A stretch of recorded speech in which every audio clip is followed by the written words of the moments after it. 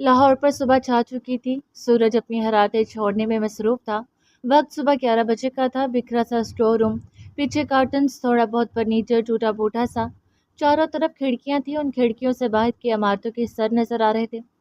وہاں 2 چیئرز تھی، ان پر 2 لوگ بندھے ہوئے تھے، وہ بے ہوش تھے۔ یہ جگہ کوئی انڈر کنسٹرکشن بلڈنگ تھی، جگہ جگہ گند پھیلا ہوا تھا، لیکن اس وقت وہاں کوئی موجود نہیں تھا۔ باہر آ کر گاڑی رکی، 2 وجود نکلے، ایک کے ہاتھ میں گن تھی، اس کے پہلو میں عظیم وقاص تھا۔ گن والے وجود نے چلتے ہوئے بٹن کھولا تو کوٹ کے پٹ جدا ہوئے، پھر ایک ہاتھ جیب میں ڈال لیا۔ سب ٹھیک ہے نا عظیم؟ جی، بس منہ کھلنے کی دیر ہے۔ عظیم، دوسرا کام؟ وہ دونوں چلتے ہوئے بلڈنگ کے اندر داخل ہوئے۔ وہ کام ہو رہا ہے، مناہند کو وہ لاکٹ نہیں ملا، لیکن وہ ہیر کے قریب ہو چکی ہے۔ انٹرسٹنگ۔ وہ دوسرے فلور پر جا رہے تھے، خالی بلڈنگ میں قدموں کی چاپ راستے سنائی دے رہی تھی۔ ایک اور گینگ تھا جس نے ہیر کی مدد کی تھی۔ عظیم؟ جی؟ ریان کسی گاؤں کا ہے، شادی کا کوئی سین چل رہا ہے۔ دادا خانزادہ 2 دن تک واپس پاکستان آ رہا ہے۔ ارحام اور نور الہدا وہ کسی پروجیکٹ پر ایک ساتھ کام کرتے نظر آ رہے ہیں۔ ان کی واپسی کل ہے، وہ کراچی میں ہے۔ اور زبید؟ وہ آج کل دن رات محنت کر رہے، اس کا سین ہے کہ وہ باہر جانے کی تیاری میں ہے۔ یرمان کا گینگ ہم پکڑ چکے ہیں۔ رہا ہیر کا گینگ، تو کراچی والوں کی آمد ہمارے ہاں ہونی چاہیے، باقیوں کے ارادے فی الحال ملتوی۔ اور دہدا خانزادہ؟ نام ہی دل پر لگ رہا ہے، اسے پکڑو، بہت گھوم لیا۔ ریان گاؤں کا شریف لڑکا ہے تو اسے جیل کی چکی پسواؤ، جو حکم۔ اور داؤد؟ عظیم نے دبی سی ہنسی میں کہا، وہ رہنے دیتے ہیں عظیم وقاص۔ وہ دونوں سینے عبور کرتے اس کمرے کے باہر پہنچ چکے تھے۔ اس بلڈنگ کا آدھا کام ہو چکا تھا، آدھا رہتا تھا، لیکن یہ ایک بہت قداور بلڈنگ تھی۔ گن والے وجود نے ایک زوردار پیر سے دروازہ دھکیلا، جو کھلتا چلا گیا۔ عظیم نے ان دونوں کے سامنے ایک چیئر رکھی، جس پر وہ ٹانگ پر ٹانگ چڑھائے بیٹھ گیا۔ ایک ہاتھ میں گن تھی، دوسرے ہاتھ کا انگوٹھا انگلیوں سے مس کر رہا تھا۔ زیادہ بے ہوشی اچھی نہیں ہوتی۔ عظیم نے سر تسلیم ہم کیا، جیسے کوئی فلسفہ بنیاد پا گیا ہو۔ غیر شناسا وجود نے گن والا ہاتھ لمبا کیا، سامنے کھڑکی کی طرف رخ کیا اور ٹریگر دبا دیا۔ ایک زوردار آواز گونجی، وہ ہڑبڑا کر اٹھے۔ چیئرز کے ساتھ ہاتھ پیر بندھے ہوئے تھے، سامنے موجود لوگوں کو پہچاننے میں صرف 10 سیکنڈ لگے۔ آدھی اور اندھاوا آنکھیں پھاڑے دیکھنے لگے۔ Welcome to hell, crime partners, gun ہاتھ میں گھماتے بڑے جتانے والے انداز میں کہا کیا آپ؟ رنداوا تھوڑا گھبرائے ہوئے بولا۔ آدھی ویسے ہی دیکھتا رہا۔ ہاں، کوئی مسئلہ ہے؟ وہی تو حل کرنے آیا ہوں۔ رنداوا پیچھے ہٹا اور آدھی کے کان کے پاس جھکا۔ جو میں دیکھ رہا ہوں وہ سچ ہے نا؟ مجھے کیا پتا، تم کیا دیکھ رہے ہو؟ آدھی جھنجھلایا۔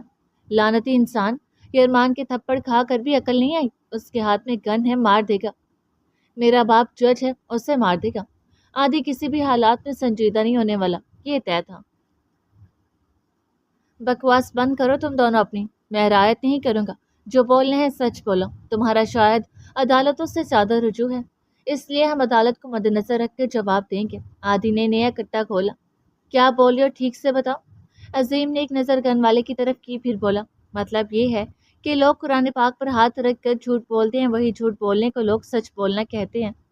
گن والے آدمی نے مٹھیاں بھینچ لی۔ ہم یہاں عدالت سیکھنے نہیں آئے، جو پوچھا جائے وہی جواب دینا۔ عظیم نے اپنی بیک پاکٹ سے لفافہ نکالا اور ایک تصویر آگے کی۔ یہ کون ہے؟ آدھی نے آنکھیں بند کی، پھر کھولی۔ میری نظر کمزور ہے۔ رندھاوا، تم بتاؤ۔ رندھاوا نے فوری آدھی کی طرف دیکھا اور گھبراتے ہوئے کہا، میں نے تو اس کو دیکھا تک نہیں۔ ایک گولی ہوا میں چلی، پھر رندھاوا کے سر پر گن رکھی۔ میں سچ میں نہیں جانتا یہ کون ہے۔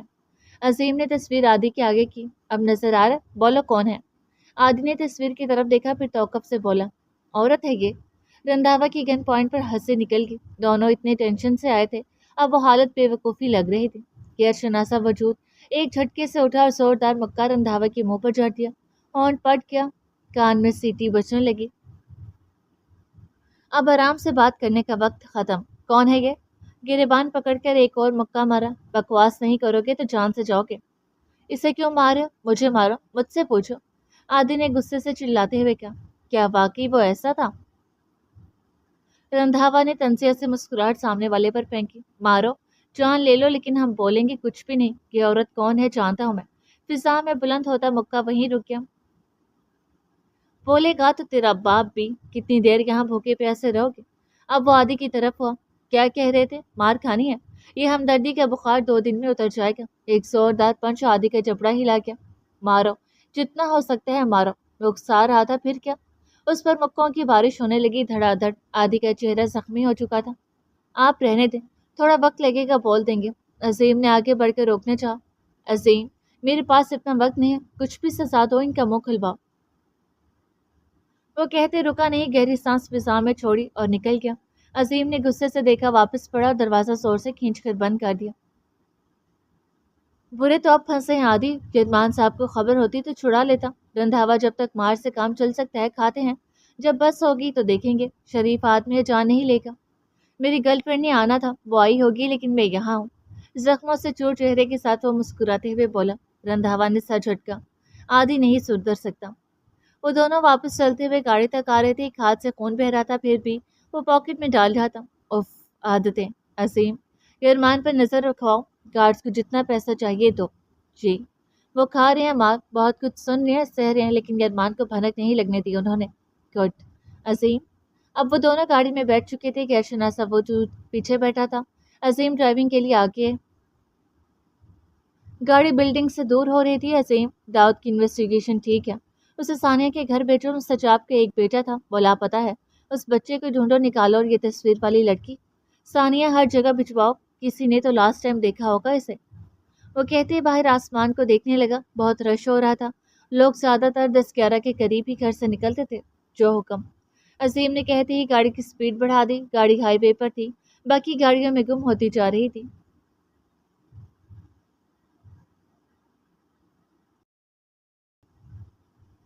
ایک گلی میں گاڑی ہولے سے چلتی آ رہی تھی، یہ وہی گلی تھی جہاں ہیر کا پرانا گھر تھا، جہاں وہ اپنے والد تبریز دلاور کے ساتھ رہتی تھی۔ گلی کے آغاز پر گاڑی رکی۔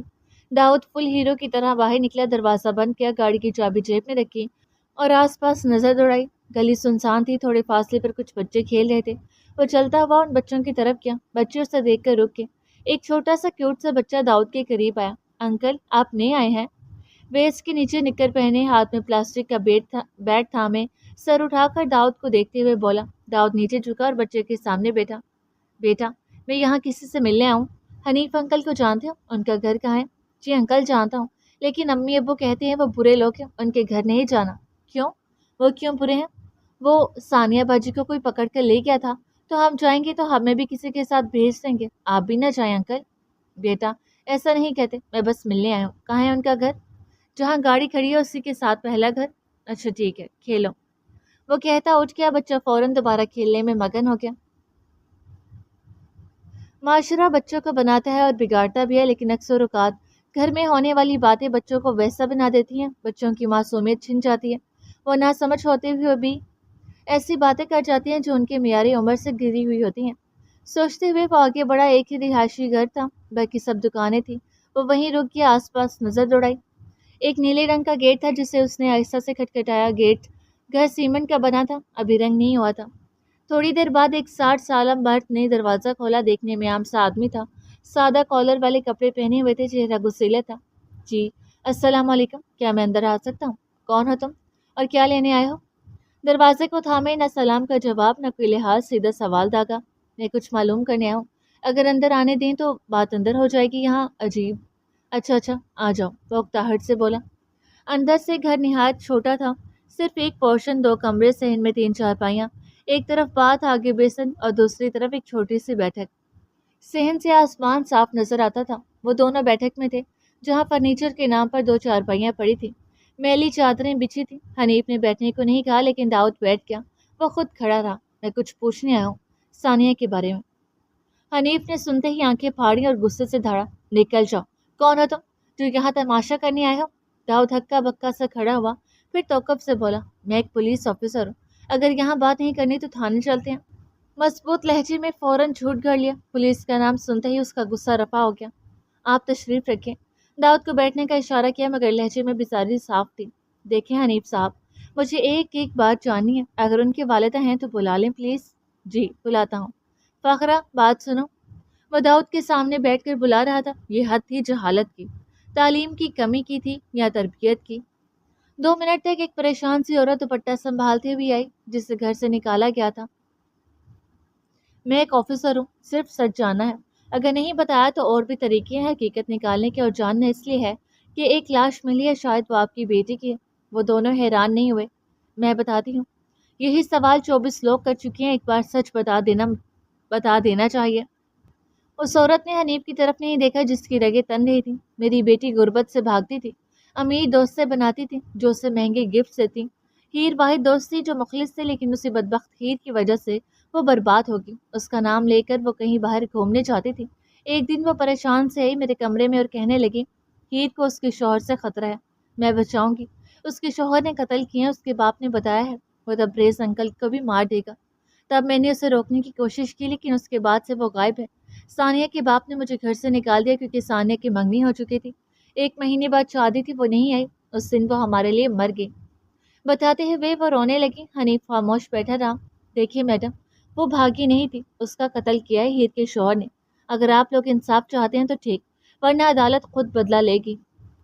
ہمیں کوئی انصاف نہیں چاہیے، گھر کا معاملہ باہر نہیں جانا چاہیے، عزت ختم ہو جائے گی، اب ہمیں کچھ بھی نہیں چاہیے۔ اب تو میری بچی کو بخش دو، حنیف بخش دو، میں انصاف لینا چاہتی ہوں۔ ہم لاکھ کہیں وہ مر گئی، لیکن وہ میری بیٹی ہے، ہماری اولاد ہے۔ وہ روتے ہوئے باقاعدہ دہائیاں دینے لگی۔ ٹھیک ہے، میں چلتا ہوں، لیکن آپ حنیف صاحب آواز اٹھانے میں مدد کریں، ورنہ ہمیں سب کچھ آتا ہے، اور دوبارہ یہ جاہلوں والی حرکتیں نہ کرنا۔ مار پیٹ عزت والوں کا شیوا نہیں، اور اگر ایسی کوئی حرکت ہوئی تو ساری زندگی جیل میں گزارنی پڑے گی۔ داؤد کہتا ہوا اٹھ کھڑا ہوا۔ ہر گھر کی ایک الگ کہانی ہوتی ہے۔ معاشرے کی ستم ظریفی یہ ہے کہ عورتیں گھر بچانے کے لیے واپس اسی جہالت میں آ کر بیٹھ جاتی ہیں۔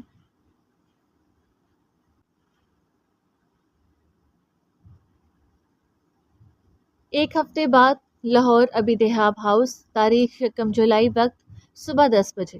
ہیر اپنے کمرے میں بیٹھی تھی، گھنگریالے بال کمر پر بچھے ہوئے تھے، ایک لٹ چہرے پر جھول رہی تھی۔ خوبصورت آنکھیں ہلکی سی سرخ تھیں، چہرہ میک اپ سے پاک تھا۔ آف وائٹ گھٹنوں تک شرٹ اور نیچے سفید پینٹ پہنے وہ صوفے پر بیٹھی موبائل پر ریلز دیکھ رہی تھی۔ چہرے پر خوشی کی روشنی صاف واضح تھی۔ دروازے پر دستک ہوئی۔ آجو مناہند، بالکل ویسے بولی جیسے ابراہیم بولتا تھا۔ وہ اندر داخل ہوئی اور پھر دروازہ بند ہونے کی آواز آئی۔ میڈم، آپ کا جوس۔ وہ چلتی ہوئی آئی اور ٹرے پکڑے ہیر کے سامنے کھڑی ہوئی۔ ہیر نے گلاس اٹھایا، اورنج جوس تھا، فوراً ایک گھونٹ بھرا۔ میڈم، آپ کہیں جا رہی ہیں؟ جی، فورٹ منرو۔ میڈم، جب تک سر نہیں آ جاتے آپ جوس پی لیں، وہ ہنستے ہوئے کہتی چلی گئی۔ گاڑی کے ہارن کی آواز آئی، ہیر کا چہرہ خوشی سے چمک اٹھا، دل خوشی سے ناچنے لگا۔ اس نے جوس ٹیبل پر رکھا، موبائل بھی رکھا اور کمرے سے باہر نکلی۔ دوسری طرف سے گرمان گاڑی سے نکل کر داخلی دروازہ کھول رہا تھا۔ ہیر دوڑتے ہوئے سیڑھیوں تک پہنچی۔ گرمان اندر داخل ہو کر سیڑھیاں چڑھنے لگا، ہاتھ میں موبائل تھا جس پر کچھ ٹائپ کر رہا تھا۔ ہیل کی ٹک ٹک سیڑھیوں پر بجنے لگی۔ گرمان نے 2 سینے عبور کیے، وہ بھی 2 عبور کر چکی تھی۔ ہیر ریلنگ پر ہاتھ رکھے ایک ایک قدم اٹھا رہی تھی، انگلی میں پہنی انگوٹھی بج رہی تھی، بال ہل رہے تھے۔ گرمان نے سر اٹھایا، نظر سامنے کی، قدم رک کیا۔ ریلنگ پر ہاتھ رکھے ایک ایک قدم اٹھاتی وہ گرمان کے سامنے آ کر گرتے گرتے بچی۔ Happy birthday Mustajab. پھولتے ہوئے سانس کے ساتھ وہ مسکراتے ہوئے بولی۔ گرمان نے اسے دیکھا، پھر سیڑھیوں کی دوسری جانب ہو گیا اور ہاتھ میں پکڑا موبائل ہیر کا ہاتھ پکڑ کر ہاتھ میں تھما دیا۔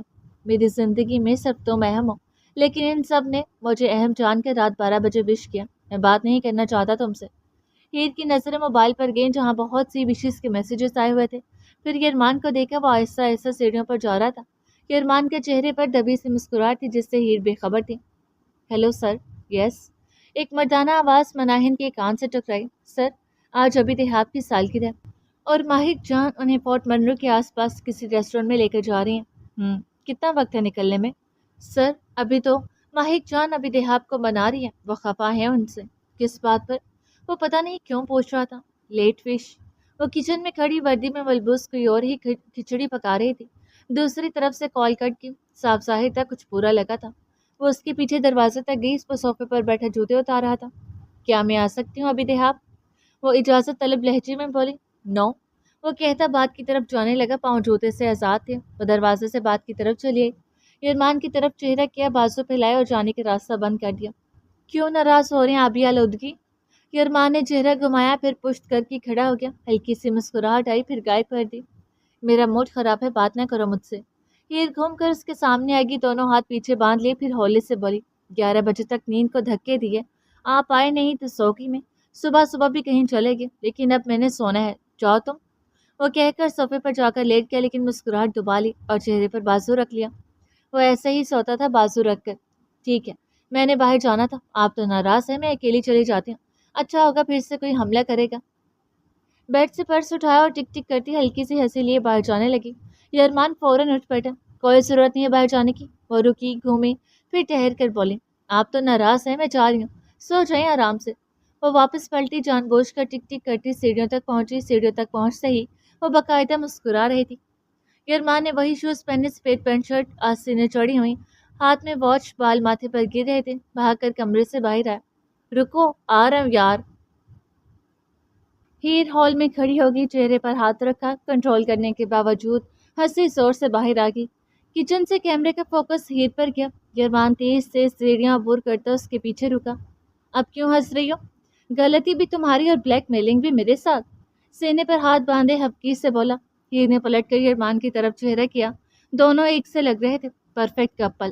تو روز پتہ نہیں کہاں چلے جاتے ہو، یہ تو ہونا ہی تھا۔ سسا کہتے ہیں، وہ کہتے ہی پھر سے ہنسی۔ ایک منٹ مستجاب، مہند کیک لاؤ۔ مناہند نے ویڈیو پوسٹ کی، پھر فریج سے کیک نکالا۔ چھوٹا سا ہوم میڈ کیک تھا۔ وہ ہیر کو تھما کر فوراً غائب ہوگی۔ ہیر نے بیگ رکھا، کیک والی پلیٹ بھی ساتھ رکھی، ایک پیس اٹھایا۔ کیمرے کا فوکس دوبارہ ہوا۔ Zoom zoom zoom, video clear آ رہی تھی۔ پیس اٹھا کر خفا کھڑے یرمان کی طرف بڑھایا۔ اس نے ہبکی سے دائیں طرف منہ پھیر لیا اور سینے پر ہاتھ باندھ لیا۔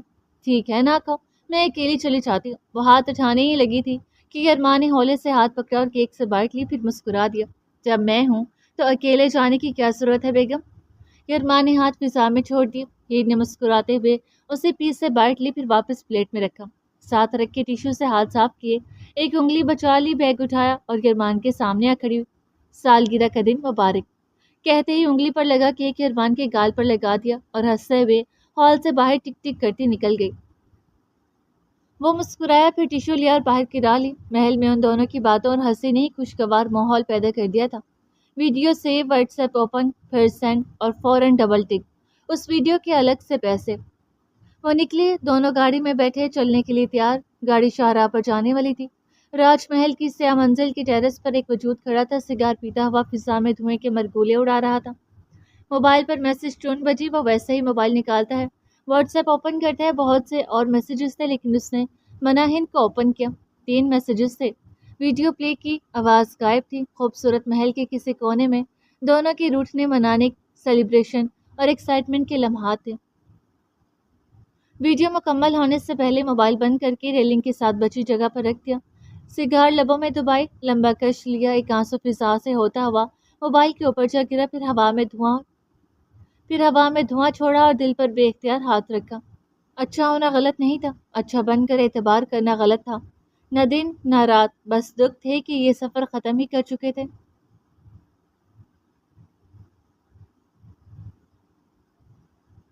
باسی سہ پہر شام میں ڈھل رہی تھی۔ ابراہیم کے راج محل کی ڈاک روم میں عظیم اور داؤد موجود تھے۔ لیپ ٹاپ لیے وہ اس میں پین ڈرائیو لگا رہے تھے۔ داؤد صوفے پر تھا، عظیم ریوالونگ چیئر پر بیٹھا لیپ ٹاپ پر جھکا ہوا تھا۔ ہمارے سارے ثبوت مل رہے ہیں عظیم، بچا صرف یرمان ہے، داؤد نے گہری سانس لیتے ہوئے کہا۔ داؤد، یہ ثبوت کافی نہیں ہے۔ ثانیہ کے گھر والے کسی بھی موڑ پر بدل سکتے ہیں۔ مستجاب احمد کے آگے پیچھے جو لوگ ہیں وہ صرف اتنا جانتے ہیں کہ مستجاب چلا گیا، کہاں گیا، یہ کسی کو نہیں معلوم۔ پین ڈرائیو لگ چکی تھی۔ عظیم نے کوئی آئیکن پلے کیا۔ مستجاب کا بیٹا مورک میں ملا ہے، یہ ثبوت کافی ہے۔ اسی سی سی ٹی وی فوٹیج میں واضح ہے ایک حادثہ تھا اور وہاں صرف وہی دیکھا گیا۔ داؤد، ہمیں یرمان کو ڈھونڈنا ہے، مت بھولو۔ اب ایک اور ویڈیو پلے ہوئی۔ سامنے ایک گاڑی تھی، پیچھے سے ایک گاڑی ٹکرا گئی، ایک لڑکا باہر آیا، پھر ایک عورت، کچھ دیر بعد پولیس، پھر ایمبولینس۔ ویڈیو دھندلی تھی مگر اندازہ ہو رہا تھا کہ کہاں سے ملی۔ واہ، اس میں امان نظر آ رہا ہے، غور کرنے کی ضرورت ہے۔ داؤد اٹھ کر عظیم کے پہلو میں آ بیٹھا۔ یہ کافی نہیں ہے، بہت دور کی ویڈیو ہے، کلیئرنس کی آخری کوشش ہے، لیکن کون مانے گا کہ امان ہی یرمان ہے۔ عظیم نے ایک اور ویڈیو پلے کی، یہ جیل کے پیچھے کی تھی جہاں 2 پولیس والے خوشخبریوں میں مصروف تھے۔ پیچھے سے امان آیا، خنجر سے حملہ کیا، گن نکالی اور وہاں سے نکل گیا۔ دونوں پولیس والے تڑپتے ہوئے زمین پر گر گئے۔ یہ ویڈیو سب کے پاس نہیں ہے، امان کا کیس ری اوپن ہو سکتا ہے، تھوڑے بہت پیسے دینے پڑیں گے، باس نے کہا تھا اچھے کام کے لیے پیسے دے دینے چاہیے۔ عظیم دیکھو، وہ بھاگا، چہرہ دیکھو، زوم کرو۔ عظیم نے زوم کیا، امان کا چہرہ واضح تھا، بالکل پہچان آ رہی ہے۔ میں نے اس کی بچپن کی تصویریں دیکھی لیکن اب چہرے کے نقوش مکمل طور پر بدل چکے ہیں۔ داؤد، ایک اور بات، اس قتل کے فوراً بعد وہ فرار ہوا اور اگلے 3 دن میں میڈم سہورا بھی مر چکی تھی۔ مطلب مجھے صرف شک تھا کہ ارمان نے اپنی ماں کو مارا، عظیم سوچتے ہوئے بولا۔ اب سب کچھ واضح ہو رہا تھا۔ اب آ رہی ہے گیم سمجھ عظیم، وہ بہت قریب ہے ہمارے، وہ جو چہرہ لیے گھوم رہا ہے وہ اس کا ہے ہی نہیں، اس لیے تو وہ آرام سے تمام کیسز سے نکل گیا، خاص کر پولیس کیس، ورنہ پولیس پر ہاتھ اٹھانے والے سالوں کی سزا بھگتتے ہیں۔ عظیم نے لیپ ٹاپ بند کیا اور کھڑا ہوا، ساتھ ہی داؤد بھی کھڑا ہو گیا۔ ان دونوں کے چہروں پر ہلکی سی فاتحانہ مسکراہٹ تھی۔ اب وہ ہوگا جو ہم چاہیں گے، فی الحال وہ فورٹ منرو کے ہیں، وہاں جہاں سب کچھ شروع ہوا تھا۔ عظیم نے ذرا توقف سے کہا، لیکن ایک کام اور نکلا ہے، وہ ڈاکٹر وحاش کا بیٹا بن کر پھرتا ہے، اس کی کلاس لینی پڑے گی۔ کہتے ہوئے عظیم نے موبائل نکالا، سبز سی ایپ کھولی، وہاں کچھ ٹائپ کیا۔ سب ہو رہا ہے بہت اچھے سے، آپ فورٹ منرو سنبھالیں، ہم یہاں سب کچھ حاصل کر لیں گے۔ سینڈ کا بٹن دبایا، پیغام ڈی ایچ اے کی گلیوں میں سے ہوتا ہوا ایک گاڑی میں موجود شخص کے موبائل پر جگمگایا۔ اس نے میسج اوپن کیا، مناہند نے لاکٹ لے لیا تھا، اس کو دیکھو، پیغام دوبارہ سفر کرتا ہوا لاہور کے سیاہ راج محل میں موجود ڈاک روم میں عظیم کے موبائل پر چمکا۔ حکم کی تکمیل ہوگی۔ انگلی کی ہلکی سی جنبش نے پیغام پھر فضا کے حوالے کر دیا۔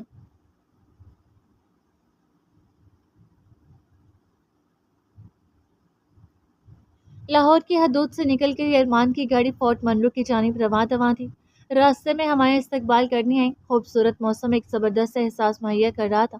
پہاڑوں کو پیچھے چھوڑتے ہوئے وہ green park resort Munro hotel کی طرف جا رہے تھے۔ یہ ہوٹل منرو کے جنگلات کی سیر کے لیے نہایت قریب ہے اور یہاں سے باہر ایک خوبصورت وائب آتی ہے۔ پہاڑوں سے گھرا یہ علاقہ گرمیوں میں لوگوں کو زیادہ اپنی طرف مائل کرتے ہیں۔ پہلے جب یہاں کا سفر کیا تھا تب پہاڑ برف سے ڈھکے تھے، درختوں پر برف بیٹھی ہوئی تھی، یہاں چلنا مریض جیسا لطف دیتا تھا، لیکن اب گرمی تھی، پھر بھی موسم خوشگوار تھا۔ گاڑی ارمان خود ڈرائیو کر رہا تھا، ساتھ سیٹ بیلٹ لگائے، صبح والی حلیے میں ہیر بیٹھی تھی، چہرہ کھلا کھلا سا تھا، اس حلیے میں وہ بے حد پیاری لگ رہی تھی۔ وہ پھر سے جینے لگی تھی۔ خواب ہر لڑکی بنتی ہے اور خوابوں کی دسترس تک بہت کم لوگ پہنچ پاتے ہیں۔ بیگم ذرا ہم پر بھی نظر کرم کیجیے، ان پہاڑوں میں کیا رکھا ہے؟ ٹرن لیتے ہوئے وہ مسکرا کر بولا، ان پہاڑوں میں بہت سے لوگوں کے راز پوشیدہ ہیں، آپ میں کیا رکھا ہے؟ وہ باقاعدہ سیٹ سے ہلی اور ارمان کی طرف چہرہ کیا، میں بہت پراسرار بندہ ہوں، میرے روز و شب مجھ سے بھاگتے ہیں، جو خمار زدہ سی آواز میں بولا۔ مافیا کی ہیرو ہیں؟ ہیر دلچسپی سے پوچھ رہی تھی۔ مافیا کا باپ، تمہیں بھی تو لے کر جا رہا ہوں۔ گاڑی اپنی سوئیاں تیزی سے بدل رہی تھی، اسٹیئرنگ پر ہاتھ جمائے رنگ پہنے کمینہ انتہا کا حسین لگ رہا تھا۔ ہاتھ واحد چیز تھی جس پر ہیر کی نگاہ ٹک جاتی تھی۔ میں تو اپنی مرضی سے آ رہی ہوں، آپ کا برتھ ڈے سیلیبریٹ کرنے، وہ ہاتھوں پر نظر جمائے ہولے سے بولی۔ ہم انسان بہت بے وقوف ہوتے ہیں، جیسا دکھتا ہے ویسا ہی یقین کر لیتے، ہم جہاں اور جن حالات سے گزرے ہیں وہاں ویسا بن کر صرف دکھانا پڑتا ہے، رہنا نہیں۔ کیا بول رہے ہیں؟ مجھے سمجھ نہیں آ رہی۔ ہائے تجسس، کچھ نہیں، تمہیں سمجھ نہیں آئے گی مافیا کے بندے کی، وہ کہتا ہوا گاڑی کو ایک اور شاہراہ پر ڈال چکا تھا۔ وہ پیچھے ٹیک لگا کر آنکھیں مون کی، ارمان نے ایک نظر ہیر کو دیکھا، پھر ڈیش بورڈ سے موبائل اٹھایا۔ کام ہو گیا؟ ایک پیغام بھیجا، چہرے پر مسکراہٹ بیٹھی اور پھر غائب۔ بلڈنگ میں آدھی اور رندھاوا کے علاوہ اور بھی لوگ موجود تھے، بجلی کا کوئی انتظام نہیں تھا، 2 بڑی ٹارچیں دور رکھی ہوئی تھیں، لیکن روشنی خاصی تھی۔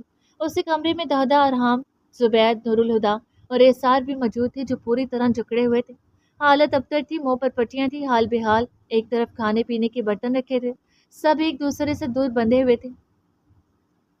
دروازہ زور سے کھلا، عظیم اور داؤد اندر داخل ہوئے، گوں گاں کی آوازیں رکی اور آنکھوں میں شدت بڑھ گئی۔ عظیم کے ہاتھ میں بیگ تھا، اس نے ایک سائڈ پر رکھ دیا۔ داؤد نے ایک نظر نور کو دیکھا، پھر اجنبی نگاہ سے باری باری سب کو۔ عظیم، کیا خیال ہے، کیسے موت دی جائے؟ انہی سے پوچھ لیتے ہیں۔ داؤد آگے بڑھا اور سب کے چہروں سے زور سے پٹیاں کھینچ دیں، سب کے چہرے سرخ ہو چکے تھے، پھر بھی ایک انوکھی ڈٹائی والی مسکراہٹ میں ڈھلے ہوئے تھے۔ کیا لگتا ہے ہمیں مار تو کیا؟ آؤ مارو، ہمت ہے تو مردوں کی طرح مقابلہ کرو۔ ارحام کرسی پر بندھا دان پیس پیس کر بولا۔ داؤد ایک جس میں اس پر جھکا، گریبان پکڑا، جبڑے بھینچے، پھر بولا، اگر تم مرد ہوتے تو جس عورت کو اپنا رہے ہو وہ کسی وقت میرے نام پر تھی۔ کہتے ہوئے ایک جھٹکے سے گریبان چھوڑا اور پیچھے ہوا۔ داؤد، یہ سب کچھ کرنے کا وقت نہیں ہے، ہمیں صرف مستجاب کے بارے میں جانیں۔ عظیم پیچھے سے بولا، تم اس قابل نہیں تھے کہ میں تمہارے ساتھ رہتی، جو کچھ ہیر کے ساتھ کیا اسی دن سب کچھ ختم ہو گیا تھا، اور رہی بات تمہارے نام کی تو بہت سرسری سی بات تھی، بہتر ہوگا کہ تم میرے منہ نہ لگو۔ نور حلق کے بل چلے۔ ارحام نے تیش بھری نظر داؤد پر ڈالی جو غصے سے لال پیلا ہو رہا تھا۔ لڑکی رہے ہو؟ ویسے بھی نورالہدا داؤد سے بڑی ہے تو باجی لگی۔ داؤدا نے زخموں سے निशान ज़दा चेहरे से मज़ीद मिठास तो अंधेली। हाँ, मुझसे मेरी गर्लफ्रेंड एक दिन भी बड़ी हो तो मैं आप ही बोल देता हूँ, आदि ने लफ्ज़ों की मखसूस तामीर के साथ कहा। दाऊद ने एक जोरदार मुक्का आदि के जबड़े पर दे मारा और गुस्से से बोला, तुम्हारी माँ को तुम्हारे बाप ने इसलिए केस में फंसाया कि वह बड़ी थी? नहीं, मामा बाबा से 2 साल छोटी थी, लेकिन अल्हम्दुलिल्लाह बाबा का इकलौता बेटा हूँ मैं। दो दो शादियाँ नहीं कर रखी। दाऊद की होश उड़ गई। आदि हंसता हुआ इतना तंजिया हकीकत पसंदाना भी बोल सकता था। रंधावा ने हंसी दबाई, जबकि बाकी सब ने तंज भरी हंसी छोड़ी। सबको देखकर असीम ने गन निकाली और हवा में फायर किया। अब अगर किसी की आवाज आई तो गोली हलक में उतार दूंगा, कहता हुआ एसार के सामने जा रुका। दाऊद ने मुठ्ठियां भींच ली, आंखें अंगारों की मानंद सुर्ख हो रही थी। क्या नाम है तुम्हारा? इसार। जहाँ सानिया मुस्तजाब और तबरेज गायब हुए, लास्ट लोकेशन वही थी तुम्हारी? हाँ, वो मरे तो मैं ही ठिकाने लगा रहा था, इसार ने नरम लहजे में कहा। बाकी सब हंसने लगे। दाऊद ने असीम से गन पकड़ी और अरहाम के सर पर टांदी। आंखों से गुस्से की शिद्दत झलक रही थी। बहुत हो गया, अब आर या पार। उसको अब भी अपनी पड़ी थी। उफ, नूर कोई अपने बाप के कातिल को आजाद नहीं छोड़ सकता। गिरमान ने पिछले दिनों कत्ल किया है उन्हें। नूर के चेहरे की तासुरात बदले, फिर ठहर कर मजबूत लहजे में बोली, बाबा मर चुकी है एक हादसे में। दाऊद अभी तक अरहाम पर गन ताने खड़ा था। निकलो इन गलत फहमियों से। ये जो इसार नामी बला है सब जानते हैं तुम्हारी बहन की जान खतरे में है। बोलो कुछ। झूठ बोल रहे हो तुम, बदला ले रहे हो ना? नूर, हम बदला नहीं ले रहे, वो यरमान के साथ है। वो यरमान नहीं, अभी देहाब मुस्तजाब है। दाऊद, वो इस बार भी यकीनी से चीखी। दाऊद ने गन हटाई और कदम कदम चलता नूर के सामने जा रुका, फिर झुका। वो हीर का ताया साथ कजन अमान है, फिर गिरमान, फिर मुस्तजाब, फिर अभी देहाब, फिर कातिल। वहां मौजूद आदि, रंधावा और एसार के अलावा सबके वजूद से एक सर्द लहर गुजरी। मान लिया हमने मैडम के साथ मिलकर इब्राहिम को फंसाया, लेकिन ये महज इल्जाम है। जुबैर ने हैरत ज़दा चेहरे के साथ कहा, यही तो चक्कर है। उसने अपना काम निकलवा लिया नूर के जरिए, फिर रिसर्च लैब अपने क्राइम पार्टनर मिलाए और खुद हीर को ले गया। किसी को कानो कान खबर न हुई। दाऊद पीछे पड़े सोफे पर बैठ गया। हमें सिर्फ इन तीनों को पकड़ना था, लेकिन हीर आप सबके साथ रहिए, उनकी जिंदगी बचाना आप सबका फर्ज है। अगर मदद करोगी तो एक और कत्ल से बच जाएंगे, और अगर उसने हीर को ना मारा तो कहीं दूर ले जाएगा। दहदा, सुबैद, अरहाम और नूर फटी फटी निगाहों से उन तीनों की तरफ देखने लगे। आदि, क्या वो कातिल हैं? नूर हलक के बल गुर्राई, मुझे क्या पता, मैं उनका फरिश्ता थोड़ी हूँ जो कंधे पर बैठा रहता हूँ और मुझे उनके अच्छे बुरे का इल्म हो। आदि ने असली लापरवाही से कहा, बकवास बंद करो। क्या वाकई हीर की जान खतरे में है? अरहाम बेहाल सा बोला। सबके चेहरों पर बेएतबारी से झांकी। रंधावा, मेरा भाई, प्लीज बता दे। दहदा ने मासूमियत से कहा। एक लम्हे को सब दहदा का चेहरा देखने लगे, फिर रंधावा की तरफ मतवज्जा हुए। देखो रंधावा, तुम नेक सीरत लगती हो, लेकिन जो यहाँ बैठे हैं उनकी कमीनी शक्लें देखो। वो छोड़ेंगे नहीं। वो गन देखो। मैं वादा करता हूँ सिर्फ एक बात, फिर आज़ादी। जहाँ बाकी सब हैरान थे, वहाँ रंधावा ने बेचारगी से मुंह बनाए, माथे पर तरस वाले बल डाले, फिर बोला, अगर मुझे जाने दो तो बता दूंगा। दाऊद और असीम ने एक दूसरे की तरफ देखा। ठीक है, लेकिन गद्दारी नहीं करोगे, हम छोड़ देते हैं। अजीम ने कहते ही रंधावा के जख्मी गंदमी हाथ रस्सियों से आज़ाद कर दिए। वहाँ मौजूद सब समझ चुके थे कि हुकूमत में आना हो तो झूठे दावे करो, और अगर कुछ उगलवाना हो तो महबूब चीज़ पेश करो। खुश आमद। वो वहीं बैठा जोत से आज़ाद सा महसूस करने लगा। काफ़ी वक्त पहले ही गिरमान ने, रंधावा नहीं, गद्दारी नहीं रंधावा। आदि और एसार एक साथ बोले, चलो यहाँ से निकलूंगा तो जी लूंगा मरने तक। रंधावा ने एसार की तरफ देखकर कहा, बोलो क्या गिरमान। दाऊद और असीम दोनों सोफे पर बैठ चुके थे। आदि ने आप लोगों की कॉल्स है की थी। फिर गिरमान ने तबरेज के आने से पहले तेजाब वाला शौशा वहां लटका दिया, जिससे इब्राहिम का चेहरा मस्क होना तय था। किसी न किसी तरीके से रिसर्च लैब की टीम भी वहां पहुंच गई। हमला हुआ तो सब कुछ बिखर गया। वीडियो थी जिसमें इब्राहिम फोर्ट मंडो में गन ताने खड़ा था। तबरेज मरता हुआ नजर आया। वो वीडियो रिसर्च लैब की टीम से जहरा गुल ने ऑफिस में जाकर इब्राहिम को डराने की नाकाम कोशिश में इस्तेमाल की। उसे दौरान गिरमान ने हीर को अगवा किया, लेकिन एसार ने उसे आज़ाद करवा दिया था। वहाँ मौजूद सब लोग बेएतबारी से मुँह खोले सुन रहे थे। पैसे देकर सयान की बहनों का केस ठप। तबरेज, सानिया और मुस्तजाब। असीम ने कदरे मजबूत लहजे में कहा और अपने सफेद शर्ट पर निगाह डाली जहाँ कैमरा लगा था। फुटेज फोर्ट मंडो में जाती गाड़ी के अंदर बैठा गया शनासा वजूद LCD पर देख रहा था। हाँ, उन सबको सिर्फ एसार ने ठिकाने लगा। ये वैसे भी पहले चोर था, हाथों की सफाई मशहूर थी। आदि और एसार के चेहरे पर पसीने की बूंदें गर्दन की तरफ बहने लगी। दस्तक पर दाऊद उठा, दरवाज़ा खोला। एक दुबला पतला बच्चा एक लिफाफा आगे बढ़ा रहा था। दाऊद ने थामा और दरवाज़ा बंद कर दिया। اس پر منع ہند لکھا تھا۔ دروازہ پھر سے بند ہو گیا۔ ذلیلو کمینو، انسانی زندگی کھیل نہیں ہے کہ خون کی ہولی کھیلی جائے۔ ارحام کی رگوں میں تناؤ کے ساتھ چہرہ سرخ ہو چکا تھا، غصے میں بولا۔ نور وہیں ساکت بیٹھی تھی۔ یہ سب کیا تھا؟ جن لوگوں کے ساتھ بیٹھ کر خوشیاں بانٹی تھیں وہ سب مجرم نکلے۔ خوف، حیرت اور پریشانی، تمام تاثرات اس کے چہرے پر واضح تھے۔ دادا وہیں خاموش بیٹھا رہا، ہنسی آ رہی تھی نہ آنی تھی۔ زبید نے مٹھیاں بھیج لیں۔ عظیم، یہ مناہن نے بھیجا، شاید لاکٹ ہے اور کچھ اور بھی ہو سکتا ہے۔ عظیم نے داؤد سے پیکٹ لیا، گلا کھنکارا اور کھولا۔ ایک لاکٹ تھا اور ایک سی ڈی۔ یرمان کی گاڑی اب مختلف پگڈنڈیوں سے ہوتی ہوئی ایک اور شاہراہ پر آ نکلی تھی۔ ایک گاڑی مسلسل اس کے پیچھے تھی جس میں بیٹھا غیر شناسا وجود ایل سی ڈی پر بلڈنگ کا سارا منظر دیکھ رہا تھا۔ عظیم لاکٹ کھولنے کی کوشش کر رہا تھا۔ گاڑی فورٹ منڈو جانی تھی، یہ راستہ کہاں کا ہے؟ اس وجود نے ہولے سے بڑبڑاہٹ کی۔ آواز سب جانی پہچانی لگی۔ گہری شیف، بلیک 3 پیس برانڈڈ واچ۔ یہ لاکٹ ایسا نہیں کھولتا۔ ایک چیز ہوتی ہے، اگر توڑو تو ٹوٹ جاتی ہے۔ ایک ایسی ہوتی ہے، کھولنے سے اندر رگڑی جاتی ہے۔ یہ توڑ دو ورنہ خراب ہو جائے گا، عادی نے کہا اور معصوم سے چہرہ بنایا۔ لائر بننے والا، دنیا کے سب کتے کاموں میں ساتھ دینے والا، بڑا منصفانہ مشورہ دے رہا تھا۔ عظیم نے اس بات میں سر ہلایا، لاکٹ زمین پر رکھا اور آس پاس کوئی سخت چیز ڈھونڈنے لگا۔ یرمان نے گاڑی کو ایک اور موڑ دیا۔ ہیٹ کی آنکھیں بند تھی، وہ سو چکی تھی۔ یرمان نے ایک نظر اسے دیکھا، پھر سوچنے لگا۔ میں نے معصومیت سے نکل کر دل چیرنے والی باتیں کی۔ میں نے پہلے کسی پر ہاتھ اٹھایا، پھر قتل کیا۔ آنکھیں بند کی تو ہیر کو دیکھا، کھولی تو اسے پانے کی جستجو۔ کچی گلیوں میں چلا، پھر پکی سڑکوں پر دوڑا ہوں۔ جو لاکٹ ہوتا ہے وہ بادامی سائز کا ہوتا ہے۔ بادام کو دانت کے نیچے رکھ کر توڑا جا سکتا ہے، اسے بھی منہ کے ذریعے توڑا۔ ہمیں نہیں پتا کتنی طاقت لگے گی۔ دہدا نے جبڑا دکھایا اور عظیم کو ایک ترکیب دی۔ عظیم نے ویسا ہی کیا۔ یہ وقت سب کچھ ساتھ مل کر کرنے کا تھا۔ کٹک کی آواز کے ساتھ لاکٹ ٹوٹ گیا۔ عظیم نے کھولا تو اندر ایک چپ تھی۔ داؤد نے بیگ سے لیپ ٹاپ نکالا، چپ لگانے لگا۔ ٹافیاں دے کر اذان دیتا تھا۔ مولوی میری معصومیت پر ہنستے تھے۔ عظیم نے ایک فائل اوپن کی اور کلک کیا۔ غیر شناسا وجود ایل سی ڈی سے دیکھ رہا تھا۔ میں نے سیلف ڈیفنس کیا، لوگوں نے مجرم کہنا شروع کر دیا۔ یرمان نے گاڑی کو ایک اور موڑ دیا۔ ایک ویڈیو پلے ہوئی۔ ایک اینکر بیٹھی تھی۔ لاہور میں ڈی ایچ اے کے قریب ایک حادثہ، 3 افراد بجلی کے سرکٹ کی زد میں آئے، ان کی شناخت کر لی گئی ہے۔ ہسپتال پہنچنے تک وہ اس دنیا سے جا چکے تھے، مدد کے لیے کوئی موجود نہیں تھا۔ ویڈیو بند ہوئی تو ایک تصویر سامنے ہی۔ عظیم نے وہ اوپن کی۔ اب کوئی میرے گھر گھس آئے، میری بیوی پر نظر رکھے، مشکلات پیدا کرے تو میں چپ کیسے رہوں؟ نہ بتاؤ کہ کسی کی زندگی میں اتنی مداخلت نہیں کرتے، ورنہ اپنی زندگی سے داخلہ ممنوع ہو جاتا ہے۔ یرمان نے سوچتے ہوئے ہولے سے ہیر پر نظر ڈالی اور مسکرایا۔ تصویر اوپن ہوئی۔ 2 گارڈز، ایک مناہن کی تصویر تھی۔ ایل سی ڈی سے وہ تصویر دیکھ کر موجودہ شخص غصے کی انتہا کو پہنچ چکا تھا۔ اس سے مٹھیاں بھیجی، رگیں تن کی۔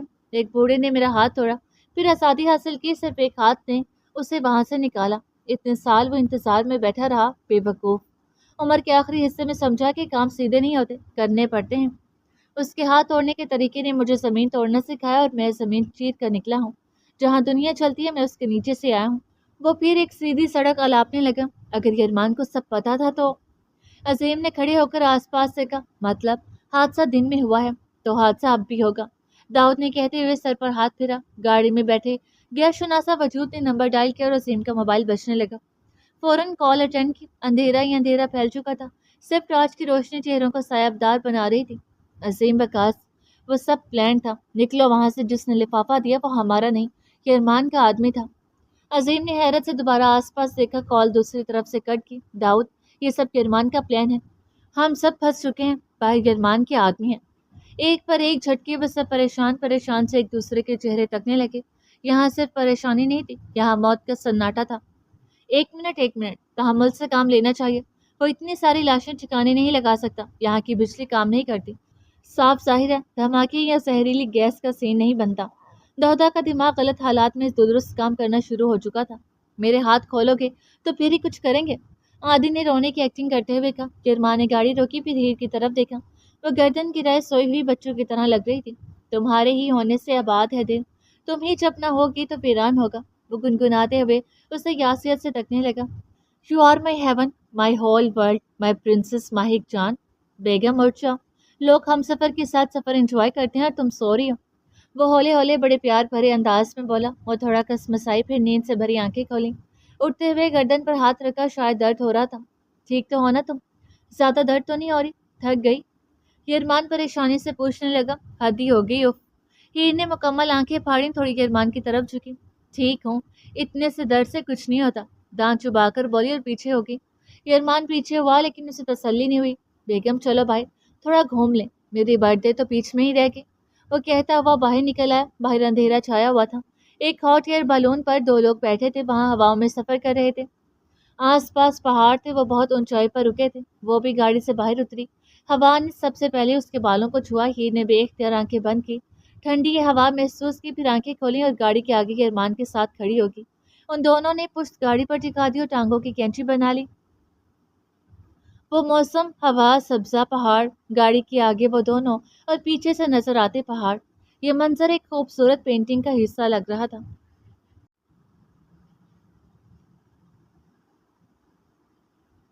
بلڈنگ میں سب کی جان حلق میں اٹکی ہوئی تھی۔ رات کا سایہ گہرا ہو رہا تھا، وہ سب کمرے میں قید ہو چکے تھے، باہر سے کسی نے لاک کر دیا تھا۔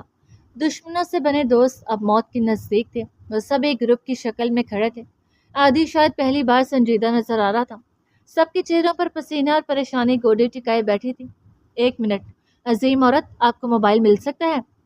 دوہدا چلتا ہوا عظیم کے روبرو آ کھڑا ہوا۔ عظیم نے سوالیہ نظروں سے دیکھا۔ دو نا یار، دادا نے باقاعدہ ہاتھ پھیلا کر مانگا۔ جہاں جان کے لالے پڑے ہوئے تھے وہاں اس کی ایسی حرکتیں دیکھ کر سب دانت پیس رہے تھے۔ عظیم نے لاک آن کر کے موبائل اس کے ہاتھ پر رکھ دیا۔ اسے ایک نمبر ڈائل کیا، پھر چور نظروں سے سب کو دیکھا اور ان کے بیچ سے ہوتا ہوا کمرے کے کارنر میں جا کھڑا ہوا۔ کال اٹینڈ ہوگی۔ ہیلو، بم بلاسٹ، یہاں ایک بم ہے، ہم خطرے میں ہیں۔ پھر لوکیشن بھیجی، پھر ایک اور کال۔ ہیلو، فائر بریگیڈ، ہم خطرے میں، یہاں آگ لگی ہے۔ ایک نظر پیچھے دیکھا، دان دکھائے، پھر موبائل پر ایک اور نمبر ڈائل کیا۔ ہیلو پولیس اسٹیشن، ہمیں کڈنیپ کیا گیا، پلیز ہیلپ، میں لوکیشن بھیج رہا ہوں، میں چھپ کے بات کر رہا ہوں، میرے ساتھ بچے ہیں، انہیں کہیں بیچنے کے لیے لے جا رہے ہیں کڈنیپرز۔ پھر ایک اور نمبر ڈائل کیا۔ ہیلو، یہاں بہت بڑی ایمرجنسی ہے، 10 ایمبولینس بھیجو۔ پھر ایک اور کال۔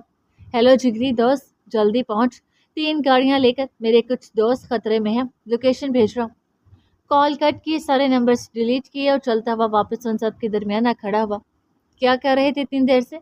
عظیم نے موبائل پکڑا اور کال ہسٹری اوپن کی۔ ضروری کام تھا، میں نے کر کے نمبر ڈیلیٹ کر دیا۔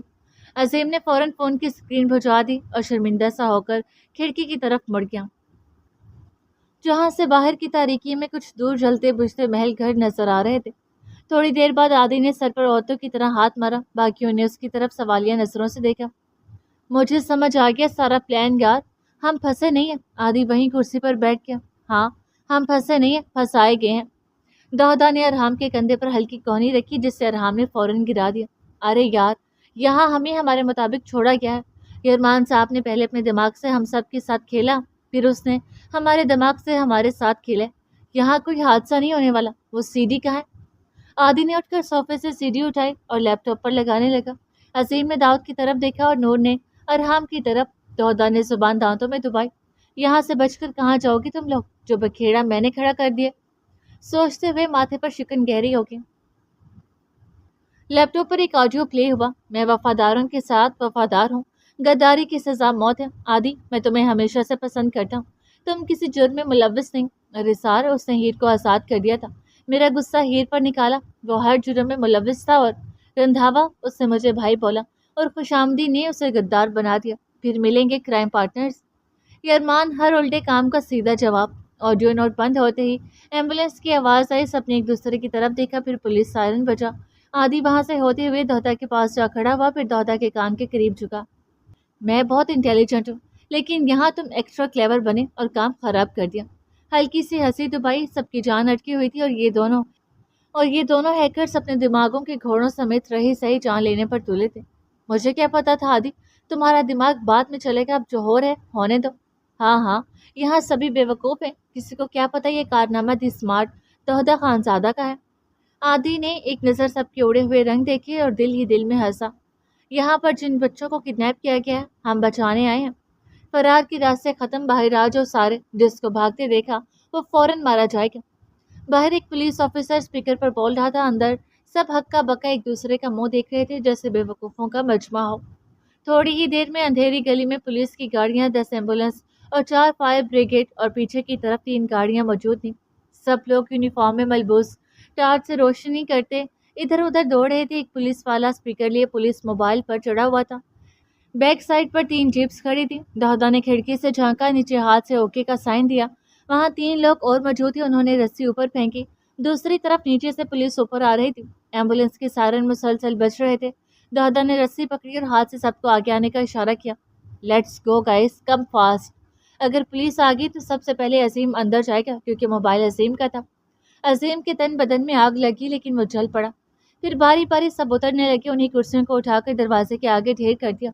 हालांकि बाहर से वो लॉक था। पुलिस ने जब दरवाजा खटखटाया तब सिर्फ रंधावा, एसार और आदि रह गए थे। दादा उतर रहा था। दादा ने जल्दी से नीचे पहुंचकर रस्सी खोली और जबड़े दिखाए। जबड़े तो ना देखे गए, लेकिन वो सब फौरन जीप में सवार हो गए।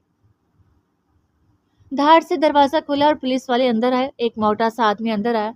खिड़की के पास आदि और रंधावा खड़े थे। 3 और पुलिस ऑफिसर्स आए और उन्हें गर्दन से दबोच लिया। वह हक्के बक्के न कूदने के, न भागने और ना बोलने की पोजीशन में थे। बच्चे कहाँ हैं?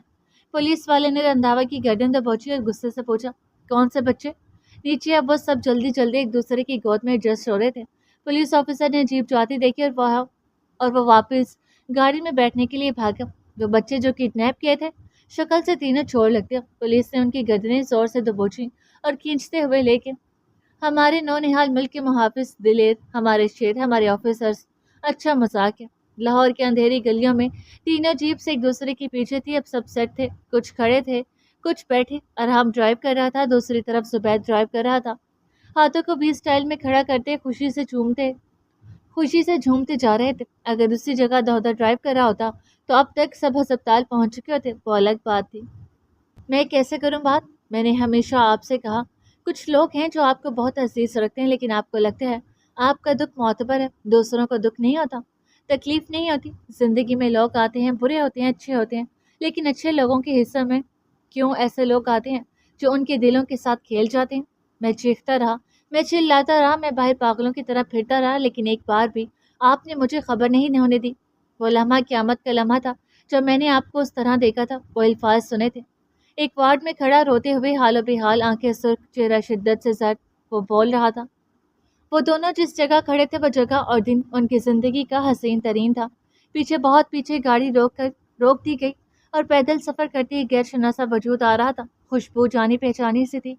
वो चलता हुआ किसी इंसान की याद दिला रहा था। फिजा में झूलता हाथ, एक हाथ कोट हटाए, पैंट की जेब में डाले, साफ सा माथा, सबस आंखें रास्ता ढूंढ रही थी। वो गहरी शेप में कुछ शनासा लग रहा था। चलता हुआ ये अरमान की गाड़ी की ओट में खड़ा हो गया। मोबाइल वाइब्रेट हुआ। उसने वॉच वाला हाथ पॉकेट में डाला और मोबाइल निकाला। खानपुर डैम, खैबर पख्तूनख्वा के इलाके हरिपुर में वाक़या पाकिस्तान के मशहूर वाटर स्पोर्ट मकामात में एक है। यहाँ की कुदरती खूबसूरती में नीलगो पानी पर चांद जगमगा रहा था। पहाड़ सर उठाए खड़े थे और उन सरों के उधर वो दो वजूद खड़े थे। हवा से बाल उड़ रहे थे। मैं तुम्हें सरप्राइज देना चाहता था। शर्त यह है कि चुप रहोगी। सीने पर हाथ बांधे यरमान हौले से बोला। मुश्किल है, चलो। यरमान ने उसका हाथ थामा और वापस चल दिया। शनासा वजूद ने एक हाथ दिल पर रखा और हौले से एक अजियत से बोला, हीर, एतबार वहाँ मारता है जहाँ इंसान जीना चाहता है। यरमान ने नरमी से उसका हाथ थामा, जैसे कुछ पल के लिए सब कुछ रुक गया हो। फिर वो उसे वाटर जेट बैग डिवाइस की तरफ ले गया, जहाँ कुछ लम्हे वो दोनों सिर्फ एक दूसरे के साथ होंगे, हवा में, पानी पर, दुनिया से अलग। ये फ्लाई बोट होता है जिसके नीचे पानी का नल होता है, जिसके प्रेशर से इंसान हवाओं में सफ़र करता है। माहिक जान, मेरी दुनिया, मेरी जन्नत, दुनिया घूम ली, अब चलिए आसमान की सैर को। वो इतने प्यार से बोला, हीर एक लम्हे को साकत होगी। हीर ने फिजा में लटकते यरमान के हाथ पकड़े। वो हाथ अब उन दोनों के बीच थे। अगर आप ज़मीन का सफ़र और आसमान का सफ़र मिलाकर मुझसे खुशी का पूछते हैं तो गलत। मैं एतबार में पहली बार आसमान पर जाऊंगी और हवाओं से कहूंगी, कोई दुनिया दे और मुस्तजाब छीने तो मैं दुनिया दूंगी और मुस्तजाब रख लूंगी। मैं एतबार की सीढ़ी पर हूँ, फिजा में मंजिल तक पहुँच जाऊंगी। वो बहुत नरमी से, आहिस्तगी से बोली। दिल जोर जोर से धक धक कर रहा था। आसपास की हवाएं रुक चुकी थी। गिरमान का दिल आसमान पर जा चुका था।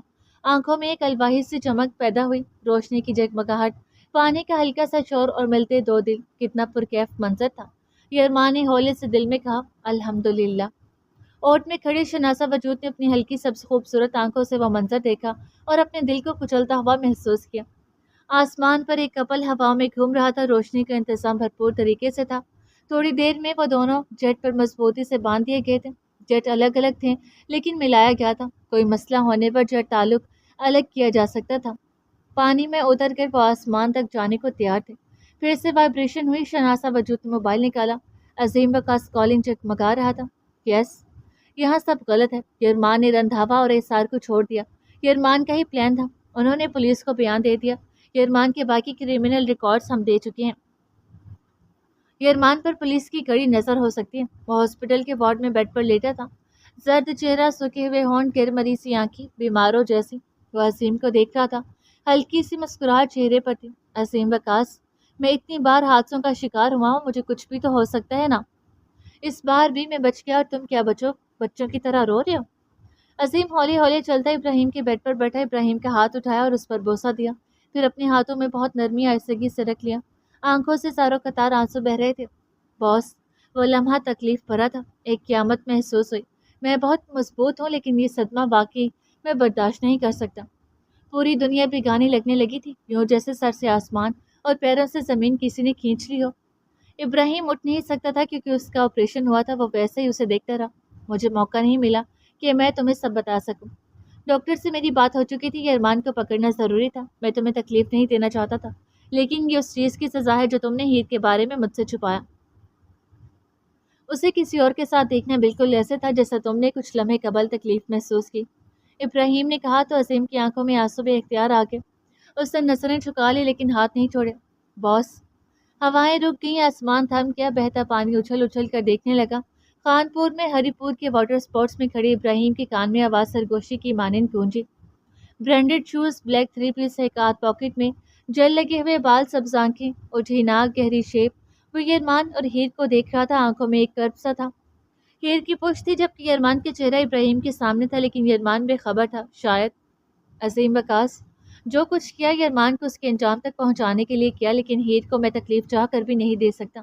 مجھے لگا تھا میں یرمان بن جاؤں گا مگر میں نہیں بن سکا۔ وہ سب کچھ جانتا ہے لیکن ظاہر وہ کر رہا ہے جو ہم دیکھ رہے ہیں، ہمیں وہ دیکھنا ہے جو وہ کر رہا ہے۔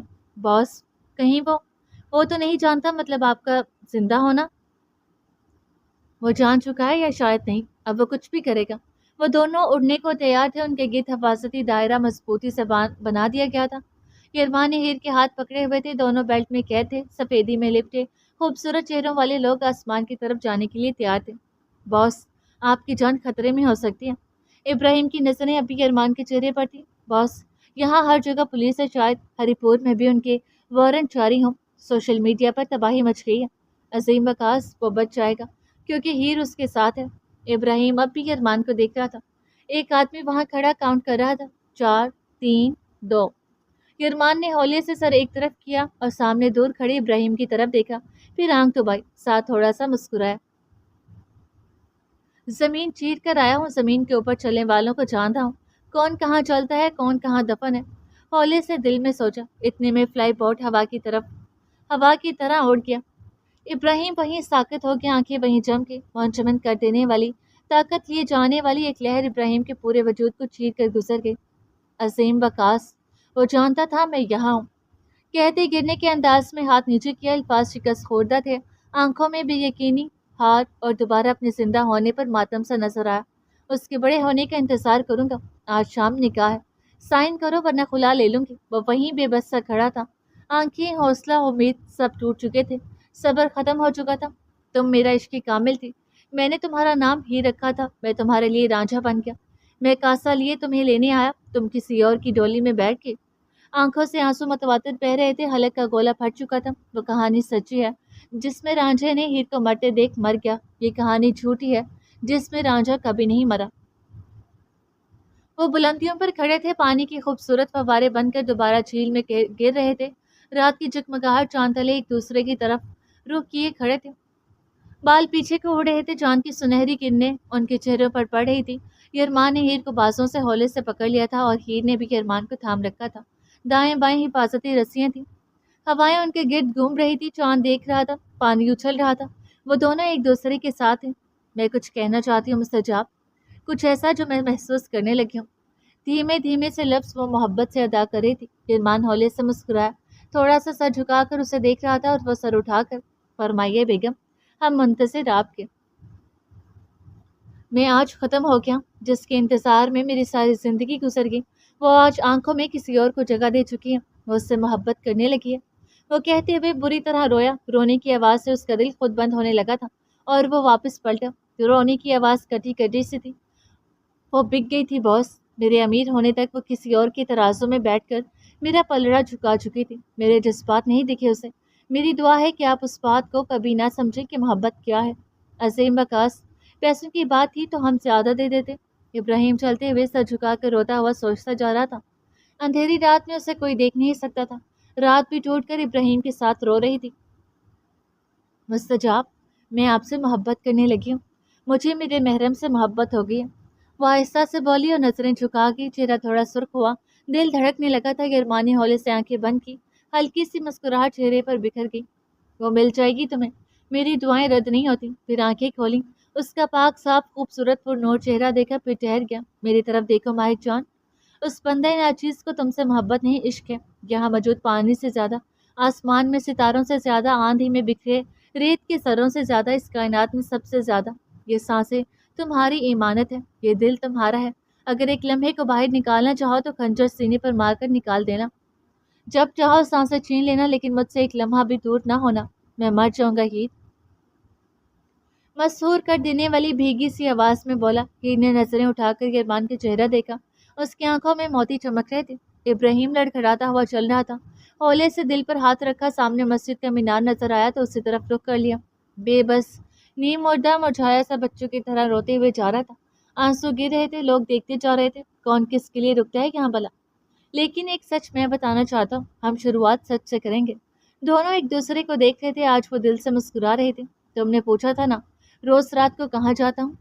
ہیر نے سوالیہ نظروں سے دیکھا۔ میں مسجد کے باہر جا کر بیٹھ جاتا ہوں، اندر جا ہی نہیں پاتا تھا۔ ابراہیم مسجد کے اندر داخل ہوا، رات کے اس پہر مسجد خالی تھی، ایک مولوی سو رہا تھا، چھوٹی سی مسجد تھی، پلاٹ میں بیٹھا رہتا۔ وہاں ایک بزرگ مولوی آنے لگے، مجھے ان کی باتیں سننا اچھا لگنے لگا، سکون ملنے لگا۔ ابراہیم ہولے ہولے سے آگے بڑھا، اندر داخل ہوا جہاں قرآن، نماز اور ریلز وغیرہ پڑی تھی۔ وہ چپ چاپ میری باتیں سنتے تھے، جو بھی کہتا وہ ہنس کر سنتے، نصیحت نہیں کرتے تھے۔ ابراہیم دیوار کے ساتھ لاگ کر بیٹھ گیا، گھٹنوں پر بازو ٹکایا اور اوپر سر گرا دیا۔ لیکن اس نے مجھے دعا دی تھی، کہا تھا مجھے میری محبت مل جائے گی۔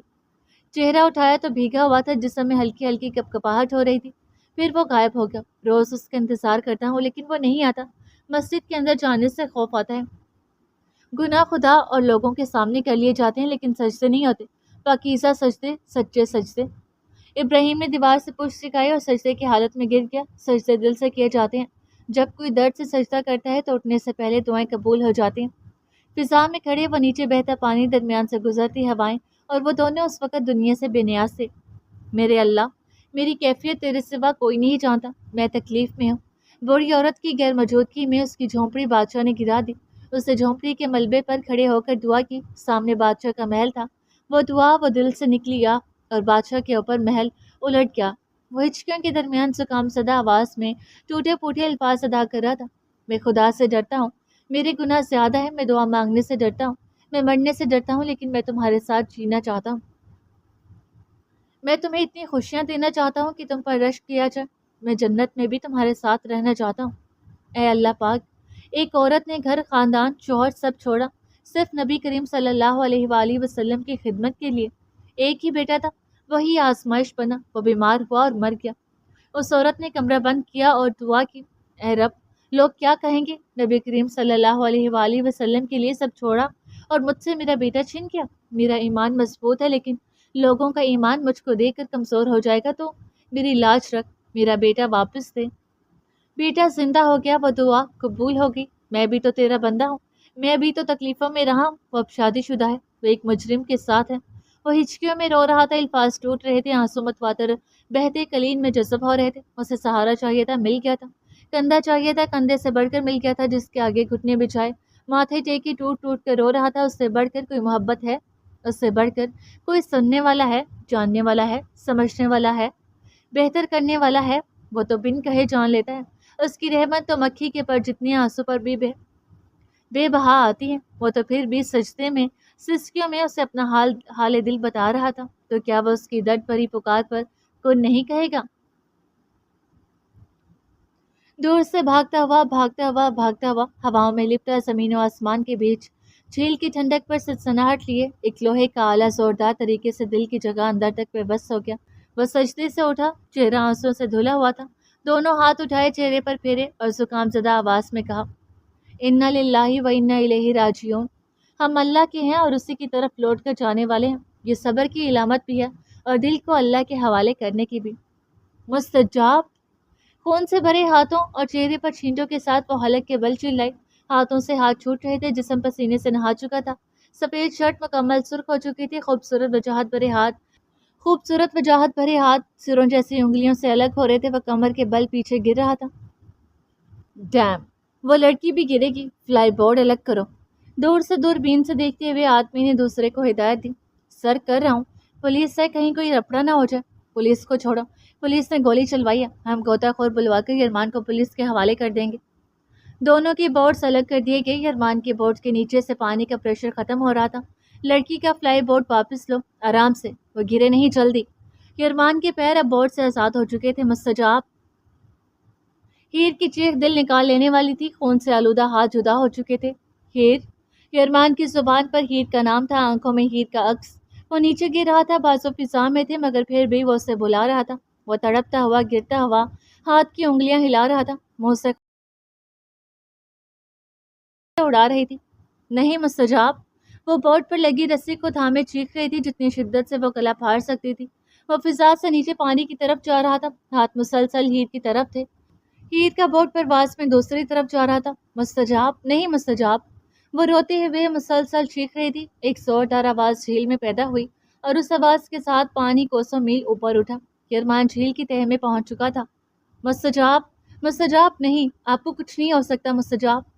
جھیل نے اسے اپنے آغوش میں چھپا لیا۔ بہت دور سے ایک اڑتی لہر آئی اور جھیل کا آدھا پانی اچھال کر میلوں دور لے گئی۔ یرمان کا وجود دوبارہ جھیل کی تہہ سے اوپر لہرایا، پھر وہ لہر سے میلوں کا سفر طے کرتا ہوا دور کہیں جھیل کے اوپر گرا۔ وہاں صرف ہاتھ نظر آئے، وہ ڈوب رہا تھا۔ نہیں، نہیں مستجاب! وہ چیختے ہوئے پکار رہی تھی۔ آواز بگڑنے لگی، الفاظ ختم ہوتے محسوس ہوئے۔ کیسی تکلیف تھی، کتنا اذیت ناک درد تھا کہ کہنے کو الفاظ نہیں مل رہے تھے۔ اتنے میں پیچھے سے دو لوگ فلائی بورڈ پر آئے، ایک عورت بھی تھی۔ میڈم، ہم اسے ڈھونڈ لیں گے، پلیز چلیں، توازن نہ بگاڑیں۔ وہ اسے وہاں سے لے کر پہلی جگہ پر لانے لگی۔ وہ پانی میں ڈوب رہا تھا، خون سینے سے نکل رہا تھا۔ اتنے پانی میں بھلا رنگ کیسے بنتا؟ بال پانی میں تیرنے لگے۔ سفید شرٹ خون آلود ہو چکی تھی، لیکن جھیل کے پانی نے اسے کھارا کر دیا تھا۔ وہ نیچے تہہ میں جا رہا تھا، پانی میں ہاتھ پیر مارتے کوشش کے باوجود اسے سانس نہیں آ رہا تھا۔ ہونٹوں سے پانی کے بلبلے بن رہے تھے، پانی جسم میں داخل ہونے کی ترقی پر تھا۔ ابراہیم وہیں دیوار سے پشت لگا کر بچوں کی طرح سمٹ کے آنکھیں بند کر لی، پھر ٹیڑھا ہوتے کونی فولڈ کی اور اس پر سرک کر لیٹ گیا۔ پولیس کی نفری چاروں طرف پھیل چکی تھی، گاڑیوں کے سائرن کی آوازیں چار سو گونجنے لگیں۔ اندھیری رات میں وہ خود بھی اندھیری سی ہو گئی تھی۔ سر، انہیں باہر نکالی، وہ مر جائیں گے، ڈوب جائیں گے، پلیز۔ دو پولیس آفیسرز اس کے دائیں بائیں کھڑی تھیں، اسے زبردستی چیئر پر بٹھا رکھا تھا۔ سر، غوطہ خوروں کو بلایا ہے، 5 منٹ میں پہنچتے ہیں۔ ایک پولیس والے نے دوسرے سے کہا جو سب کو مختلف کاموں میں لگا رہا تھا۔ بچا لو پلیز۔ ہیر اٹھی اور پولیس والے کے سامنے جا کھڑی ہوئی۔ وہ ڈوب رہے ہیں۔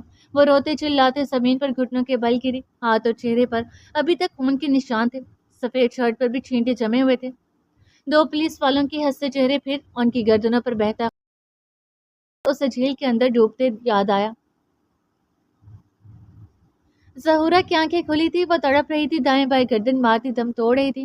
وہ مسلسل پانی میں ہاتھ مارتا تڑپ رہا تھا، آنکھیں کھلی تھی، وہ جھیل کی تہہ میں جا رہا تھا۔ وہ چیخنا چاہتا تھا، لیکن بے سود دماغ میں کئی طرح کی سوچوں نے دستک دی تھی۔ میرا بیٹا چھوٹا ہے، مجھے مت مارو، میں کسی کو نہیں بتاؤں گی، مجھے جانے دو، مجھے اپنی بیٹی سے ملنے دو۔ پانی میں مزید اندھیرا ہو رہا تھا، اس کا ہاتھ اور آدھا وجود اندھیرے میں ڈوب چکا تھا۔ اس نے دیکھا ایک باغ ہے جس میں سیب لگے ہیں، وہ باغ سرسبز ہے۔ میری بہنوں کی تصویریں تمہارے پاس کیسے آئیں؟ اسے کون بتائے گا ان کا قاتل کون ہے؟ میری بیٹیوں کو مت لے جاؤ، ان کی شادی ہے۔ وہ سینے تک اندھیرے میں ڈوب چکا تھا، آنکھیں کھلی تھی، ہر جگہ پانی پانی اور بس پانی۔ وہ مسلسل ہاتھ مار رہا تھا، اس نے آنکھیں گھمائی، ایک طرف پانی میں شور ہو رہا تھا۔ سفید لباس میں شلوار قمیض پہنے، سر پر سادگی سے دوپٹہ جمائے، بازو میں ٹوکری لیے ایک عورت پھل توڑ رہی تھی، سرخ سیب اس کے ہاتھ میں تھا۔ غوطہ خور جہاں یرمان گرا تھا وہاں بورڈ کے ذریعے پہنچ چکے تھے، سر پر ٹارچر بندھی ہوئی تھی۔ مستجاب! نہیں مستجاب۔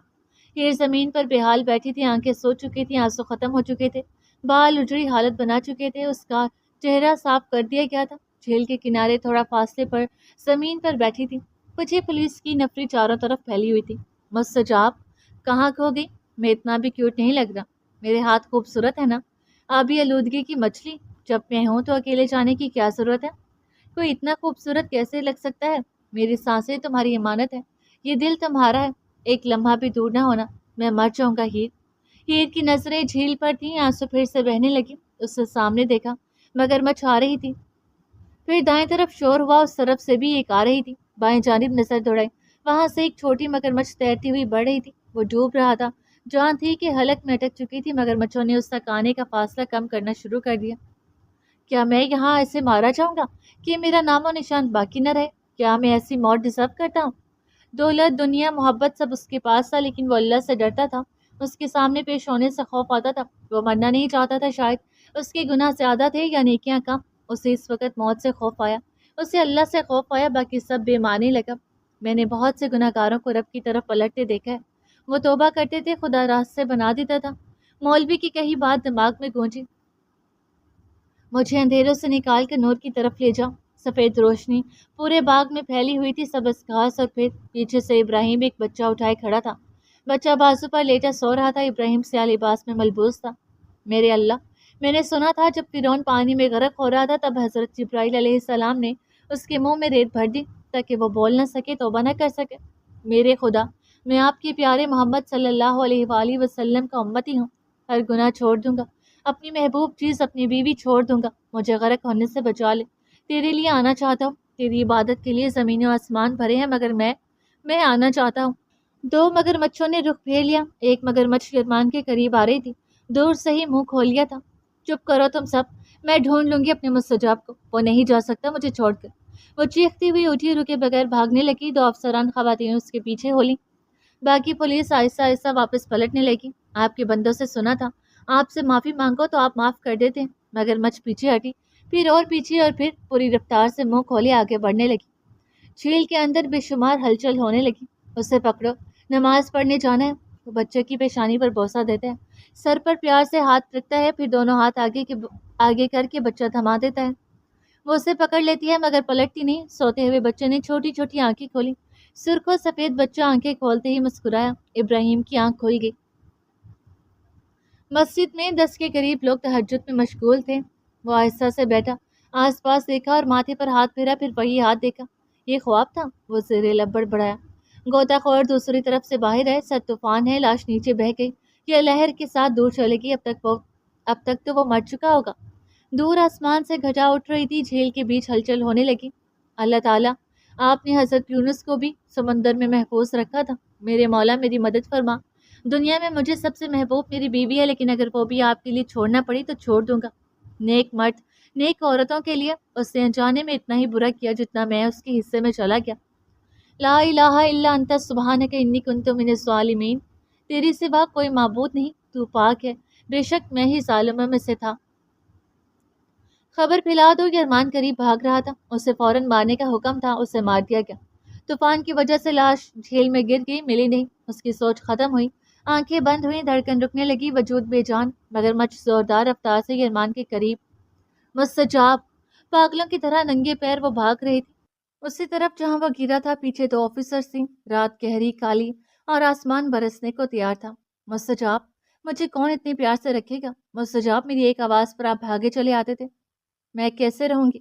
وہ خود سے کہتی، روتے ہوئے بھاگتی رہی، پیچھے سے گھٹا اٹھ رہی تھی۔ میڈم، طوفان آنے والا ہے، واپس چلے۔ افسران پیچھے پیچھے بھاگتی رہیں، لیکن ان کے چہروں پر بیزاری واضح تھی۔ مستجاب، دیکھو، آپ کی ماں ایک جوان رو رہی ہے، آپ مجھے رونے نہیں دیتے تھے، میرے دل کو کچھ اور ہے، میں آپ کے بغیر نہیں رہ سکتی، ہمیں ساتھ رہنا تھا نا۔ ہیر کی آواز گھٹی گھٹی سے نکل رہی تھی، مگر گلے کی تکلیف سے زیادہ دل کی تکلیف تھی۔ ہواؤں نے شور مچانا شروع کر دیا، زوردار بجلی کڑکی، دونوں افسران واپس بھاگے۔ ہیر آگے بھاگتی رہی، ہوا ہولے ہولے تیز ہوتی گئی۔ مستجاب، میں آپ کی ہوں۔ مستجاب، ہم ترکی بورڈ پر تھے، میں لڑکھڑائی تھی اور آپ نے ریلنگ سے ہاتھ چھوڑ دیے تھے، آج میرے پیر زخمی ہو رہے ہیں، مجھے بچاؤ۔ دور تک جھیل کا پانی ٹھاٹھے مارنے لگا، چاند لہروں پر جھلکنے لگا، آندھی जोरदार झक्कड़ की सूरत में चलने लगी। हीर अब मरे मरे कदमों से चल रही थी। हालों बेहाल कपड़े धूल मिट्टी खून और पानी में भीगे बदबूदार हो चुके थे। वो आज खाक चांदी हीर लग रही थी। किसी आह ने पंजे गाड़ लिए थे। मुस्तजाब, मैं आपकी हीर हूँ। इस दुनिया में आपके अलावा मेरा कोई नहीं है मुस्तजाब। वो बोल रही थी मगर आवाज कमजोर थी। हलक बुरी तरह खराब हो चुका था। वो हाथ के खिलाने वाले हाथ नहीं लग रहे थे। अजान की आवाज उड़ उड़ कर आने लगी। मुस्तजाब। वो ऐसे चीखी जैसे दिल बाहर आ गया। मगरमच्छ ने एक जोरदार धक्का मारा। झील के अंदर तूफान उठा। एक लहर झील की सतह से उड़ती हुई आई और यरमान उस लहर में सफर करता हुआ किनारे पर आ गया। फिर एक और लहर झील से बाहर आकर यरमान पर गिरी। सीने से खून फिर निकला। चेहरे पर बाल नाक तक पहुंच के चेहरा काबा की तरफ हो गया। मुस्तजाब, मैं आपकी इश्क कामिल थी। आसान की आवाज फिर से फिजा में बिखरी, मगर वहां कोई न था। आसपास आसान की आवाज इतनी शदीद थी कि वो डर गई। कोई है मुस्तजाब, मुझे डर लग रहा है मुस्तजाब। उसकी बस हो चुकी थी। चाहने के बावजूद मजीद नहीं बोला जा रहा था। वो वहीं रुक गई। चारों तरफ घूमी, कोई भी नहीं था। उसे अपनी आवाज से खौफ आया। चेहरे पर हवा से उड़ते बाल बेहाल सी। उसकी एक आवाज पर गिरमान जख्मी पैरों से पहुंचा था। अंधेरी की झक्कर चलने लगे। आसान की आवाज उस आंधी में मजीद खौफनाक होगी।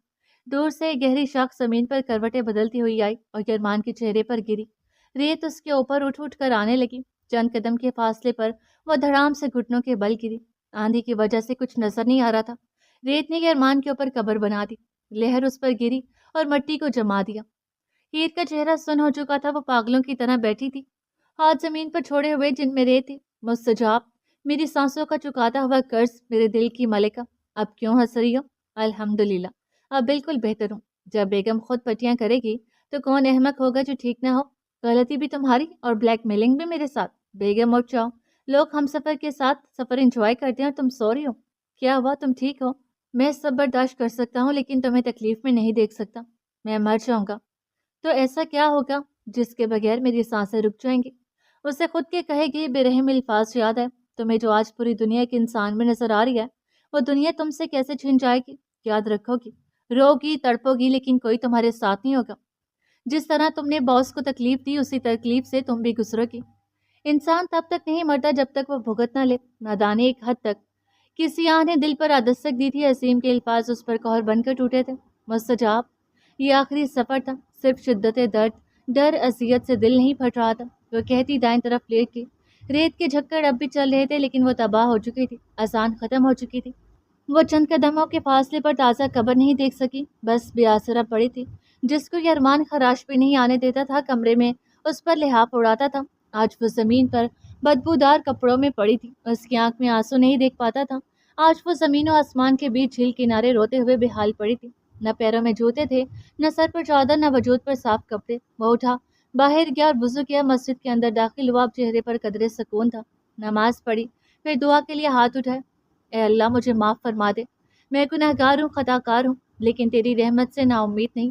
मेरे वालिद को शिफा अता फरमा। मर्द और औरत जो भी मुश्किल में है, उन पर रहम फरमा।